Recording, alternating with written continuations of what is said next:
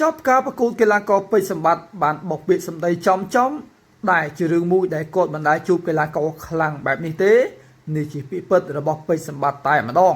អនុញ្ញាតគោរពជំរាបសួរទៅដល់ប្រិមិត្តដែលនិយមតាមដាននៅក្នុងបណ្ដាញសង្គមជាពិសេស fan គុណខ្មែរតែម្ដងប្រិមិត្តប្រកាសជាបានទស្សនាក្នុងការប្រកួតកីឡាករពេជ្រសម្បត្តិត្រូវប៉ះជាមួយនឹងកីឡាករជើងខ្លាំងនៅស្ថានីយទូរទស្សន៍បាទហងមីតែម្ដងតែការប្រកួតនេះពេជ្រសម្បត្តិបានបង្ហើបចំតែម្ដងពីរឿងការជួបកីឡាករម្នាក់នេះដែលគាត់ប្រកួតសឹងថា10នាក់មិនទាន់ជួបម្ដងហេតុអ្វីបានគាត់និយាយបែបនេះអញ្ចឹងប្រិមិត្តប្រកាសជាឆ្ងល់ខ្លាំងមែនទែនថាតើពេជ្រសម្បត្តិហេតុអ្វីក៏ហ៊ានបកពាក្យថាដល់ប្រកួតមិនទាន់ជួបម្ដងកីឡាករនេះមានចំណុចពិសេសអ្វីទៅប្រិមិត្តអញ្ចឹងប្រិមិត្តកុំឲ្យងើយឆ្ងល់ច្រើនតោះមកស្ដាប់ពេជ្រសម្បត្តិនិយាយទាំងអស់គ្នាអញ្ចឹងប្រិមិត្តដែលបានស្ដាប់ហើយប្រិមិត្តយល់ឃើញបែបម៉េចប្រិមិត្តអាច comment នៅខាងក្រោមវីដេអូបានដោយសារតែការប្រកួតនេះពេជ្រសម្បត្តិបានលើកឡើងថាពិតជាមិនដែលប៉ះដៃគូណាដែលខ្លាំងបែបនេះទេសឹងតែ10មិនទាន់ជួបមួយផងអញ្ចឹងយើងពិតជាដឹងច្បាស់ថាពេជ្រសម្បត្តិតែងតែចប់ការប្រកួតគាត់តែងតែនិយាយថាដៃគូប្រកួតរបស់គាត់បាទខ្លាំងចេះចឹងទៅតែលើកនេះក៏បានបង្ហើយចំថាដៃគូនេះដល់ប្រកួតទើបទៅជួបម្ដងទេប្រិមិត្តដោយសារតែខ្លាំងតែមែនទែនអញ្ចឹងខ្ញុំសូមសរសើរទៅដល់ស្ថានីយទូរទស្សន៍នីមួយៗដែលបានចាប់គូឲ្យកីឡាករសុទ្ធតែជើងខ្លាំងប្រិមិត្តណា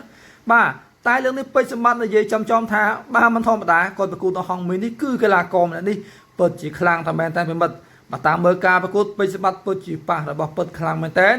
ពិតជាចិត្តទៅចិត្តមកបងប្អូនតាំងទៅតាំងមកកែងជង្គង់បុកចូលបុកទៅពិតជាមិនធម្មតាអញ្ចឹងបាទក៏អរគុណទៅដល់អ្នកចាប់គូនៅស្ថានីយទូរទស្សន៍បាទហងមី Full HD TV ផងដែរដែលបានរករបស់ពិតបាទរបស់ពិតច្រើនមែនតើប្រិមិត្តបាទបើសង្ឃឹមក៏បានជួបរបស់ពិតសន្លប់ក្នុងទឹកទី3ហើយនៅពេលនេះពេជ្រសម្បត្តិក៏បានជួបរបស់ពិតដែលគាត់ពិតជាតានតឹងខ្លាំងតែមែនតើហើយចប់ការប្រកួតក៏ទៅសើពីដៃគូតែមែនតើតែម្ដងហើយបើជាក់ស្ដែងយើងមើលការប្រកួតនោះពិតជាស្វិតស្វាញខ្លាំងតែមែនតើអញ្ចឹងបាទមិនធម្មតាបើសិនជាពេជ្រសម្បត្តិមិនបានវឹកហាត់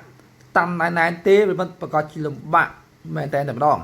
អញ្ចឹងគឺបាទក្បាច់ក្បូរនៅតែមានសិលគ្រូឆ្នើមម្នាក់ពិតជាមិនធម្មតាទេបាទស៊ូពេញណែនចេញមកម្ដងគឺមិនធ្វើឲ្យ fan គុណខ្មែរអាអនសពូនចិត្តនោះឡើយមិនថាបាទពេជ្រប៊ុនសិតមិនថាពេជ្រសម្បត្តិមិនថាបាទពេជ្រសង្ហៈក្រឡុកសង្វៀនតែម្ដង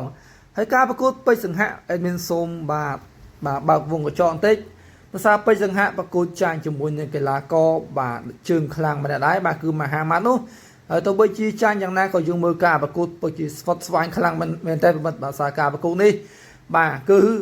មកបន្ទុកសឹងតែបាទពិបាកដាក់តែមែនតើប្រិមិត្តអញ្ចឹងក៏បានចេញលទ្ធផលមកគឺពេជ្រសង្ហៈបាទចាញ់បន្ទុកអញ្ចឹងទៅតែមើលការប្រកួតគឺពេញចិត្តស្ដោកបាទម្ចាស់ឧបត្ថម្ភកម្មវិធីគឺផ្ដល់ថវិកាជូនកីឡាករបាទសិស្សគូឆ្នាំពិតជាមិនខកបំណងគឺចេញមកក៏ពេញណែនមិនមែនវាយយកតែថវិកាប្រិមិត្តបាទមិនមែនលំទេបាទច្បាស់អញ្ចឹងក្លឹបបដាដទៃទៀតដែលគាត់ឃើញហើយបាទសង្ឃឹមថាគាត់នឹងខិតខំមកប្រឹងប្រែងវឹកហាត់ទាំងអស់គ្នាហើយការក្លឹបការវឹកហាត់គឺតែតែមានក្បាច់ក្បូររៀងខ្លួនប្រិមិត្តបាទសំខាន់ជាក់ស្ដែងប្រិមិត្តណាដែលគាត់យល់ឃើញបែបនេះអាចខមមិននៅខាងក្រោមវីដេអូហើយប្រិមិត្តដែលគ្រប់គ្រងការវាយរបស់សិស្សគូឆ្នាំបុកចូលពិតជាក៏ក្រើកមែនតើនោះ